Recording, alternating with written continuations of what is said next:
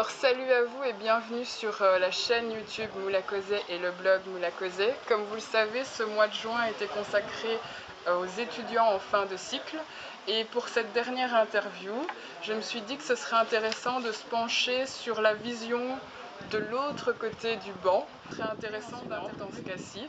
Et donc cette fois-ci, je vais vous présenter Eliane Meurens, que je connais, parce qu'elle a été ma professeure de couture, de patronage et de technologie des matières. Donc je me suis dit que ça pouvait être intéressant parce que qu'est-ce qui fait qu'on se dit « Ah, je vais être enseignant moi-même » après avoir été étudiant, et aussi comment aussi on voit l'évolution de ces étudiants, puisque après 20 ans d'enseignement, l'étudiant de ses débuts n'est pas celui de 2017, et donc du coup je voulais avoir un peu ses impressions et ses feedbacks. Bienvenue à vous et j'espère que cette interview vous intéressera parce que c'est sa première interview et qu'elle se prête à cet exercice qui n'est vraiment pas facile. Moi-même je l'ai vécu et donc du coup n'oubliez pas de vous demander pour commencer de vous présenter. Et ben voilà, bonjour à tous, bonjour à toi, merci pour l'invitation. Alors, comme Marianne a dit, c'est ma première expérience devant la caméra. Je devrais avoir l'expérience et l'habitude de parler devant mes étudiants, mais le vis-à-vis n'est quand même pas pareil. Donc voilà, on se jette, on démarre. Alors, qui suis-je? Ton ancien professeur. Et ça a commencé, il y a déjà un paquet d'années que j'enseigne. Et avant ça, j'ai eu un parcours qui a commencé dans l'habillement, la confection, la couture, en 4e secondaire, totalement novice. J'ai sauté dedans et puis bon, voilà, je ne savais pas trop dans quoi je m'engageais. Il a fallu le temps pour que je me prenne au jeu. Et puis je me suis vraiment pris assez rapidement pour une passion pour tout ce qui était vraiment la technique, la maîtrise de la technique, savoir comment ça fonctionne un vêtement, comment on le fait, comment ça se construit, comment ça s'assemble. Ça a été vraiment une découverte et une curiosité qui était mon moteur. Donc à la fin de mes humanités, cette envie d'apprendre n'était pas comblée, donc j'ai décidé de continuer un agenda pédagogique en habillement, nettement moins pour le côté pédagogie et bien davantage la technique qui était toujours vraiment ma matière favorite. Donc voilà, et cette passion pour la technique, tu l'as vécue, tu l'as connue, elle est encore toujours là, intacte maintenant, et c'est encore toujours mon moteur à l'heure actuelle. Des formations sont venues enrichir mon parcours, des formations d'entreprise, des formations dans des centres de formation, forcément, des visites, des voyages d'études. Donc une curiosité qui, pour moi, après tant d'années, est toujours continue, qui est intacte, et qui se renouvelle sans cesse. C'est vrai qu'il y avait un petit surnom, on vous surnommait MacGyver de la couture. Le côté vraiment, le côté ah, j'ai une idée, faut que j'aille voir Madame Meurens parce qu'à mon avis, il y a moyen de bidouiller, trouver un moyen de la mettre sur pied. Mais après 20 ans, comme vous l'avez dit tout à l'heure quand on a un peu parlé, comment vous voyez votre métier par rapport à ce que quand vous avez commencé, vous enseignez, et maintenant, vous n'avez pas les mêmes étudiants devant vous, et comment vous appréhendez maintenant votre métier? Mais le métier d'enseignante, il s'est vraiment révélé, ma passion pour l'enseignement est venue après ma passion pour la technique, et quand j'ai eu la chance d'intégrer l'enseignement supérieur, avoir des jeunes de 18, 20, 25 ans, passionnés aussi, parce qu'on choisit ses études supérieures et on ne les subit pas comme dans le secondaire, il faut bien passer par là. Donc avoir un public intéressé et demandeur m'a permis de me rendre compte, mais il y a une richesse dans cet échange, j'ai plein de choses à leur apprendre, et c'est des éponges. Donc, et c'est là que je me suis vraiment rendu compte que le métier d'enseignant pouvait être un support parfait à cette technique qui restait au départ ma passion. Alors les étudiants, qu'est-ce qu'on peut en dire? C'est sûr que ce n'est plus du tout les mêmes. Alors, j'ai pas envie de dire qu'ils sont mieux, j'ai pas envie de dire qu'ils sont moins bien. Ils sont différents, la société a changé, le rythme de vie a changé, les médias, les méthodes de communication, ils sont de leur temps. Donc forcément, ils réagissent, ils apprennent et ils s'intéressent avec les outils qui sont les leurs. Donc maintenant, on vient de terminer les évaluations des TFE, on regarde la bibliographie, on va avoir une richesse dans la bibliographie, mais site internet, Pinterest, YouTube, des visites, des films. La bibliographie, elle est virtuelle.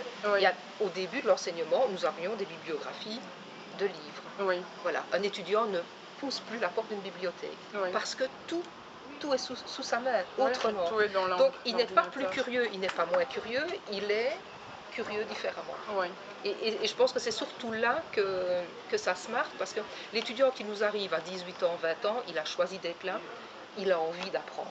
oui, Et il est ouvert. Donc il va chercher l'information là où il en a besoin. Et il est hyper riche d'expériences, de contacts, qu'il y a 20 ans, ben, c'était beaucoup plus limité. On a à l'heure actuelle des étudiants qui partent en Erasmus, qui partent en stage à l'étranger, en pourcentage bien plus élevé qu'il y a 20 ou 25 ans, parce que ben, maintenant le monde est devenu un village, c'est une expression ouais. qu'on utilise souvent.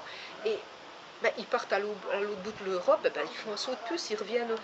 Il y a 20 ans d'ici, ben, c'était toute une démarche, l'encadrement n'était pas là, l'audace n'était pas là. Ouais. Je les trouve peut-être plus sur d'eux aussi, Oui, plus ouverts et oui, plus audacieux.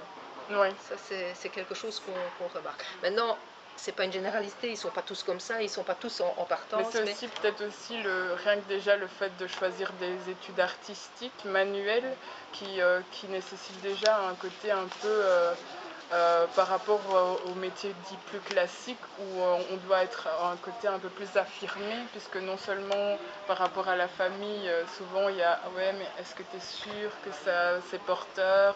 Est-ce que tu es sûr que tu vas pouvoir payer les factures ouais, avec ça? Donc il y a un côté que du coup on doit être encore moins, en tout cas j'avais un côté comme ça, parce que je venais d'une famille d'avocats, d'ingénieurs, de matheux, tu ne etc. ferais pas un métier sérieux. Voilà, du coup, Oui, on me demandait pourquoi tu fais ce choix-là. L'art, c'est la passion, c'est le dimanche, on regarde, etc. tout à fait. Mais Oui. en faire son métier, c'était un peu précaire, quoi. Donc, du coup, je pense que cette audace, cette sûreté, c'est aussi des fois un peu. Ah, Faut que je montre, oui, faut il que y a j'y parfois une sois, première quoi. bataille à mener dans la Ouais, famille avant ouais, d'arriver dans ce parcours-là. Et c'est vrai que ça se révèle au niveau alors de la personnalité et de la force de caractère. ouais, Maintenant, le côté que les étudiants ont tellement de médias, euh, parfois ils ont une image un peu édulcorée de la mode aussi. La réalité au quotidien, ouais, tu es passé par là, c'est pas voir ouais, tous les jours, faire sa place c'est pas évident. ouais, Mais bon, il y a beaucoup de télé-réalités, des émissions que tout le monde connaît, et on a ce côté un peu futé, les glamours de la mode qui n'est. Qu'est-ce que je pourrais encore dire de mes étudiants maintenant d'il y a 20 ans? Je pense que leur centre d'intérêt s'est déplacé aussi. Euh, les, les, ils s'intéressent peut-être plus à aujourd'hui. ouais. Ils sont très curieux, mais ils Ils vivent sont, avec leur temps, oui, quoi. et ils sont plus dans l'instantané, l'info du moment, leur parler de ce qu'il y a eu les générations précédentes. Je ne dis pas que ça ne les intéresse pas, mais voilà, ils sont plus sur le maintenant et se projeter plus loin. Ouais, Euh, on l'a on le vit parfois en classe, on fait référence à des époques qui ne sont pas si lointaines, et puis on se rend compte, ah ben oui, ils n'ont plus les mêmes ouais, références, parler d'un tel grand personnage politique qui a, ben, ah ben non, ils ne connaissent ouais, pas. Donc je ouais, pense que leur façon d'apprendre, de s'intéresser, est vraiment dans l'instantané. Et c'est probablement lié aussi à toutes ces méthodes, Instagram, les Snapchat et toutes ces ouais, choses-là, où il y a quelque chose, c'est tout de suite, et c'est maintenant qu'on partage et qu'on vit, et puis on passe directement à autre chose. ouais. Donc voilà, ça se ressent quand même très fort. Pour aux étudiants, quand ils arrivent à 18 ans et quand ils terminent à 21 ans pour la plupart, quels changements vous observez personnellement pour vos étudiants? On a certains étudiants, on en a parlé, qui ont déjà mené un combat au niveau de la famille et qui sont déterminés à faire ça. Donc ils arrivent avec une personnalité, une envie, déjà un bagage créatif. Donc ceux-là, ils sont dedans, ils grandissent, ils évoluent, mais voilà, le bagage il était là. On en a quand même beaucoup qui arrivent, qui sont encore un peu timides, un peu timorés. J'adore la mode, j'adore les vêtements, j'aime bien les émissions, mais est-ce que je suis faite pour ça? Donc plein Ouais, de doutes, plein d'hésitations, on n'ose pas. ouais, Ce qui est un peu fou, on est quand même encore un petit peu j'aime pas, donc je décide en fonction de ce que j'aime. Donc ouais, cette démarche de créativité, elle doit s'installer et elle doit se développer. Donc en première année, on les voit un peu timides, on essaye des choses, mais c'est encore assez maîtrisé. En deuxième, on se dit, bon, ben là maintenant, vous avez vécu une année, montrez-nous ce dont vous êtes capable. ouais, Et alors, en deuxième, on a généralement à partir de janvier les étudiants qui décollent et qui prennent vraiment un déclic, un tournant, c'est vraiment c'est le milieu de la formation. Et Ouais. on se dit, eh ben là, voilà, hop, ils sont en plein dedans, c'est parti. Ouais. Donc on les voit s'envoler, et alors quand ils arrivent en troisième, ben, c'est là, ils partent à l'étranger, ils vont chercher une expérience ailleurs. Il y a les stages il y a les aussi stages, qui, donc ça veut dire qu'on les quitte en janvier, ils nous reviennent 3 mois après, et on se dit, mais waouh, en 3 mois, mais qu'est-ce qu'ils ont pris comme assurance, comme maturité, comme, comme force. Ouais. Et ils reviennent alors, mais complètement changés, complètement enrichis. Et ce parcours de troisième, c'est vraiment là qu'on les voit le plus s'épanouir. Et on se dit, bon ben voilà, là ils sont dedans. Et ceux qui ont réussi à passer ça, c'est gagné. Ouais. De nouveau, je ne vais pas généraliser, on a des étudiants qui restent très très classiques, très timides dans leur création et qui vont traverser 3 ans comme ça, Ouais. avec une évolution, avec une subtilité, une finesse qui s'installe, mais sans l'explosion qu'on a chez certains étudiants. Quoi. Et ça, c'est vraiment... Et alors, quand on est en fin d'année, on se dit, mais vous vous souvenez de sa première collection, quand elle est arrivée, ben, c'est plus là du tout le même étudiant. Et ça aussi, ben, voilà, de 18 à 20 ans, on devient adulte, il y a toute une personnalité qui se crée. Ouais. Et on se dit que ben, par le biais des études, de la créativité, il y a une telle part personnelle dans ce qu'on leur demande, ben, que, voilà, Que ça sort. ça sort, et ouais. des choses qui étaient encore un peu gênées, un peu pas avouées, ben, Ouais. on les voit vraiment, Ouais. vraiment grandir. Et ça, c'est un plaisir de se dire, ils ont fait le bon choix, ils sont dedans, ça les épanouit, ça leur convient, et on sent leur plaisir à oser tout le temps plus autre chose, à se lancer des défis. Ouais. C'est ça aussi qui fait la richesse des collections et la richesse des échanges. Et qui vous fait revenir en Et septembre. en septembre, à je chaque rattaque fois. encore une année de plus, c'est que voilà. Et on repart à zéro, oui, à zéro avec des nouveaux. Et puis en septembre, on se dit, mais non, quoi, parce qu'on a oublié que l'an dernier, ceux qu'on a amenés vers l'année supérieure, ben, ils étaient des petits débutants comme ça, Ouais. mais on recommence chaque fois, et puis voilà. Et on chemine avec eux. Ouais, ouais. Et ça fait écho à, à la question suivante, c'est que le fait que la mode est un des secteurs qui pollue le plus, c'est le deuxième secteur de manière confondue. Et du coup, comment, puisque maintenant on parle clairement et qu'on le voit clairement, les conséquences du réchauffement climatique et des pénuries en ressources telles que l'eau, etc., comment apprendre justement aux étudiants à créer une mode du futur, de demain, à la fois créative, mais à la fois en pensant à ça, quoi. Mais c'est vraiment une problématique tout à fait actuelle.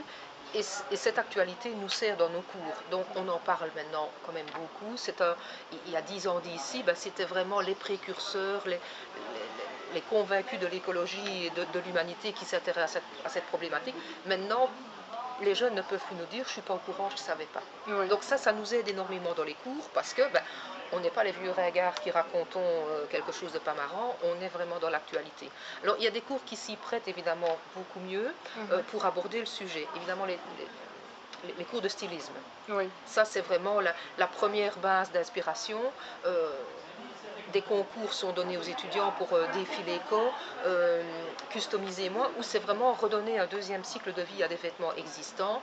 Comment est-ce qu'on appelle customiser moi, c'est vraiment le bon terme, c'est redonner vie, relooker, remoderniser. Donc ça c'est quelque chose où on incite les étudiants à participer. Oui. Et dans la thématique même des cours de stylisme, ben, on leur dit, n'achetez pas du nouveau, prenez un manteau, redécoupez les morceaux qui vous intéressent, décomposez-le, déstructurez-les, restructurez-les, mais on ne parle plus forcément de création à partir de matières nouvelles. Oui. On essaye d'ouvrir des pistes. Maintenant, c'est en fonction des thèmes, c'est en fonction des personnalités, ils prennent ou ils ne prennent pas.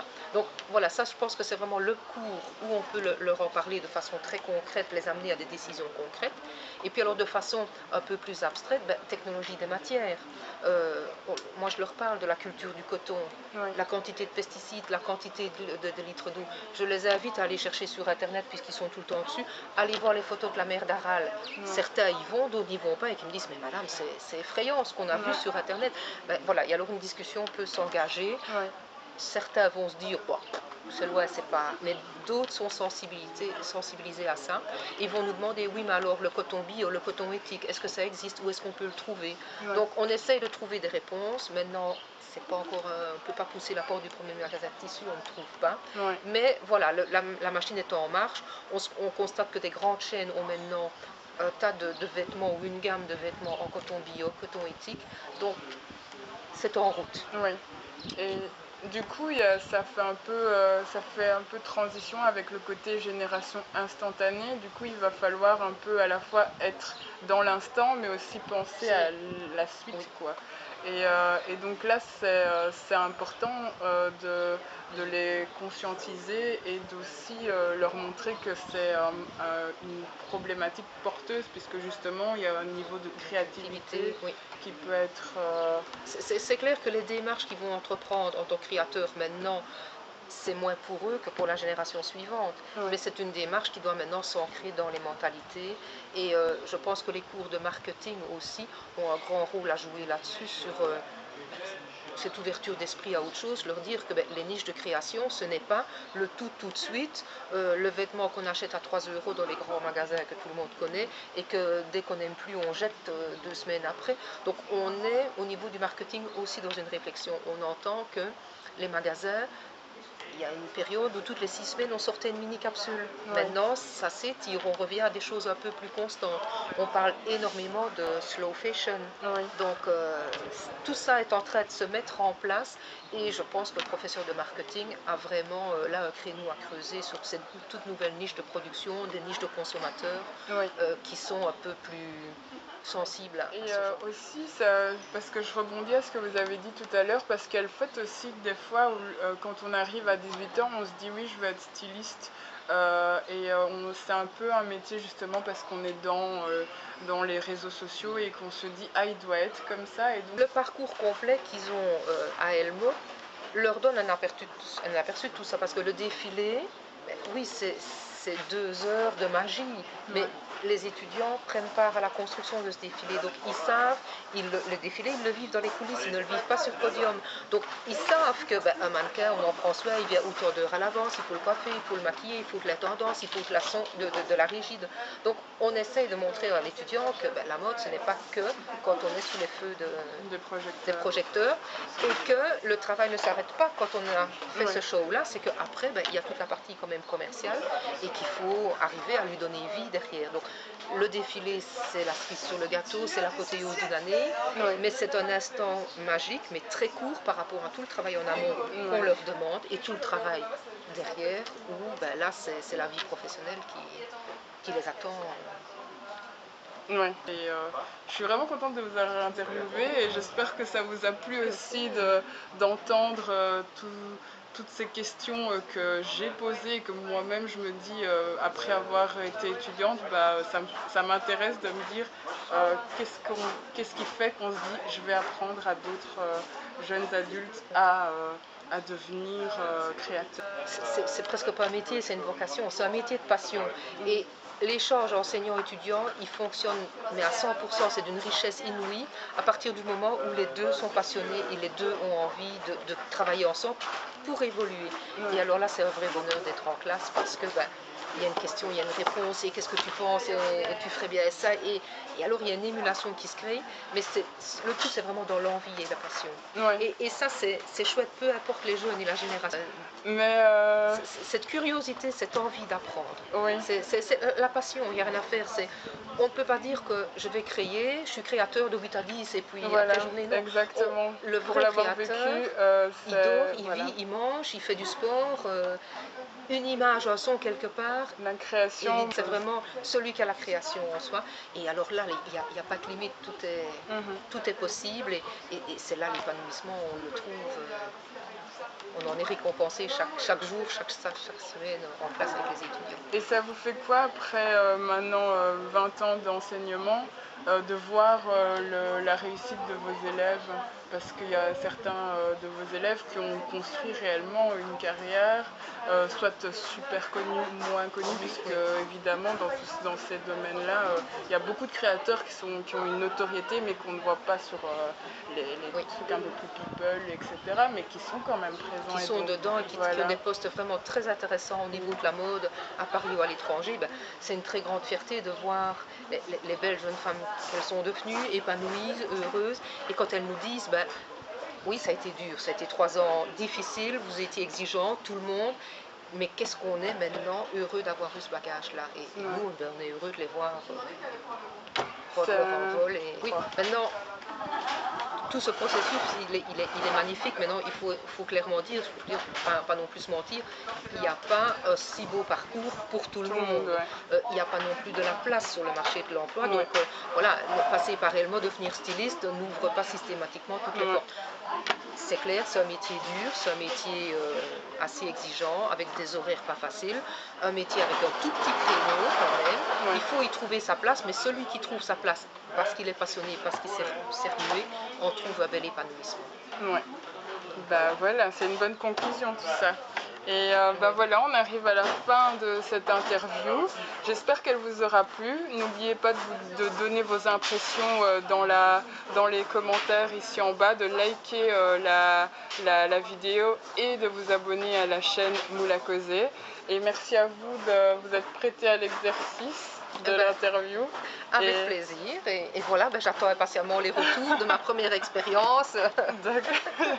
N'hésitez pas alors. Voilà, je compte sur vous.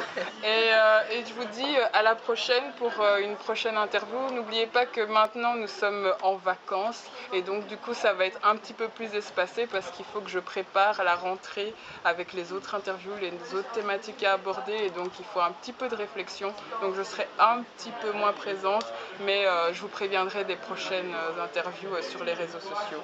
Et donc merci à vous encore une fois et bonnes vacances. Bye bye. Bel été tout le monde.